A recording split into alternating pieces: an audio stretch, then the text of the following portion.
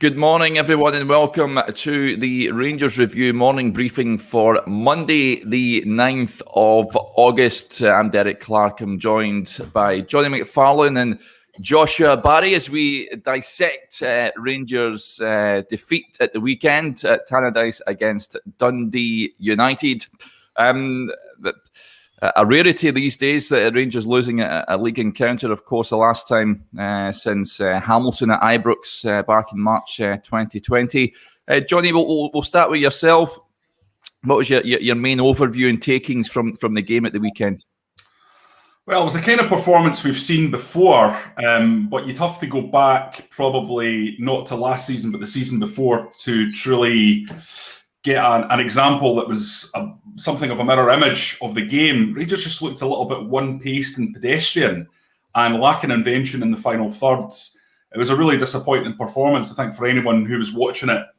I expected Rangers to go out there and lay a marker down, as we discussed in previous iterations of this video, especially with the pressure that would have been on Celtic against Dundee as a result of that. And instead, obviously, your biggest rivals go out and have no pressure on them at all because they know if they win and win well, they're right back in a sort of situation of parity.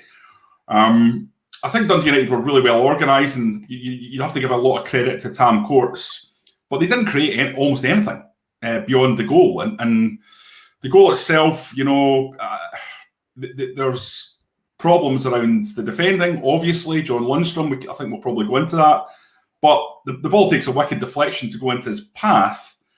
So it wasn't even really something Dundee United created so much as it was presented to them by a fortuitous moment. So I think Rangers losing the game was probably a bit unfair, but at the same time, they didn't really do enough to win it. So disappointing performance. Joshua, watching the game, did Rangers surprise you? I think they surprised everybody by getting beat, but what was your main takeouts from the game? What were you most disappointed with that Rangers side at the weekend?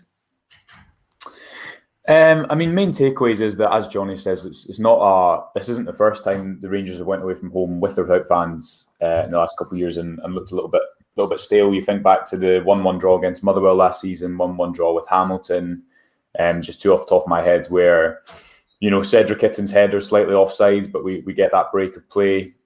We ourselves got a goal at Hamilton away, courtesy of a deflection. And I think this time we were just the wrong side of luck, so to speak. And when Stephen Jarrett says when you leave yourself, he said something about leaving ourselves in that situation. We didn't take chances because we did have chances. Morelos should have done better in the first half of the couple. You have Goldson's header, which if it goes in would have been just quite a fantastic goal. And I think at the end of the day, it was fortuitous Dundee United's goal because of the deflection, but also it was probably also Rangers were also slightly lucky that Adrian Spoiler didn't pick out the pass beforehand, because if you watch back the goal, Jamie Robson's got a clear avenue, but Spoiler's looking to his right, so doesn't see it, and obviously the ball comes off Davis. So it was disappointing, I think, and I think the midfield was a little bit unbalanced, and John Lundstrom has taken a lot of heat, but it will take him time. He's a Premiership level player.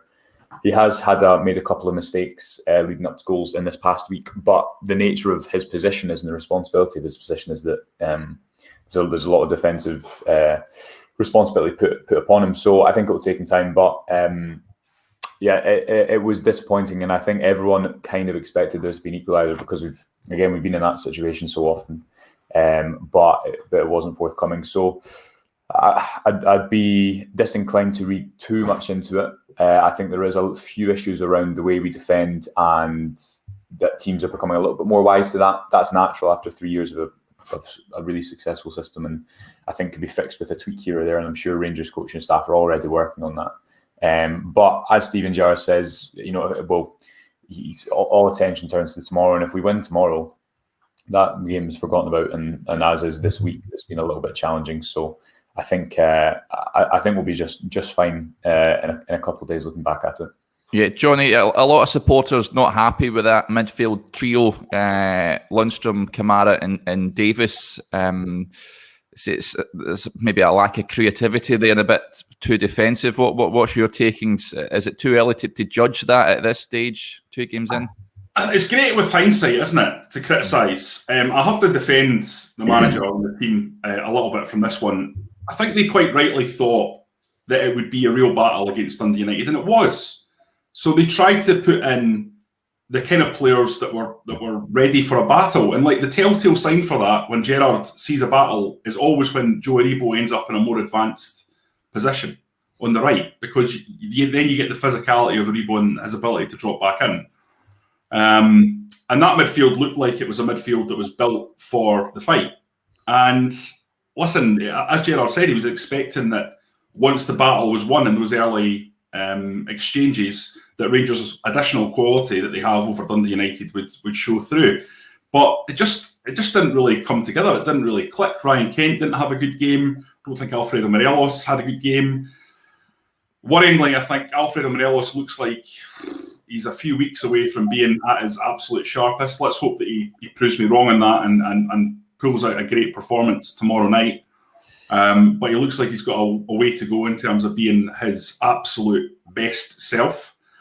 And then just creatively between the midfield, I just don't think there was that spark. There was that player that was pushing on to drive into space that where the third man runs that gives Rangers that additional threat. It was quite flat, a flat three. But I think that was set up because they thought it was a battle there to be won. And, ultimately that battle wasn't won. The game didn't really turn out to be... perhaps didn't turn out to be quite the level of intensity that they thought, and it just didn't work. The plan, it didn't work ultimately. But I don't think there's a reason to get too upset about this. As Joshua sagely points out, remember the Hamilton game? That wasn't that long ago. Hamilton absolutely should have won that game. Rangers were awful that day, and they were lucky they didn't lose. And this was a game where it was probably a deserved draw, and they lost. And these are the fine margins that can happen in professional sport. On the back of Malmo, it probably doesn't look that great. It's been a slightly ropey start to the season, but you know what? I think Steven Gerrard, as you said in your piece yesterday, Derek, he's earned the right to have trust in situations like this. And we have a tendency to be slightly hysterical here in Glasgow.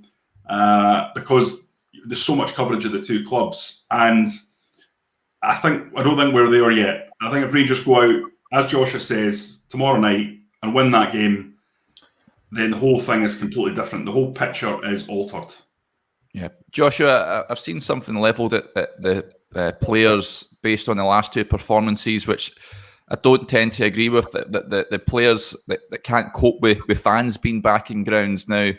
I'm struggling to understand that reasoning. I guess, though, if things don't go their way on Tuesday, it could become an issue, a mentality issue, you would say. Yeah, I mean, I think it's one of those things that people want to explain two defeats because it's always two defeats away from a catastrophe. But again, this is how it with 3 defeats in 56 games last year. Yeah, and 2 of them were pretty costly defeats.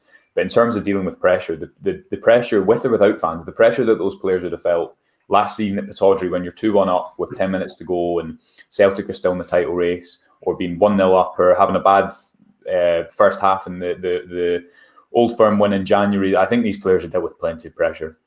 I think I wrote in my piece about the reality of the changing condition and the time to adapt to that. And the Dundee United game was that, the first 20 minutes was mental. That their midfield was haywired, and Stephen Davis, I thought, had a great first 20 minutes or so just protecting that defence. But the reality is, I think it will take a little bit of time to adapt to that situation again. And there is also a school of thought that you look back to the Tynecastle defeats in the 1920 season. It's not as if there's no question marks at all about this team in any sphere, but I think it's grasping a little bit to say that they struggled because of the fans. I think, again, you look back to that Connor Goldson header, goes 2 inches wide inside of the post. I don't think he headed that wide because a fan was shouting. I think he headed that wide because after 40 league games, there's going to be one league game where Rangers fall the wrong side of the margin. And as Jonny said, Dundee United didn't. I don't think John McLaughlin really had a save to make. Maybe had one or two gathers.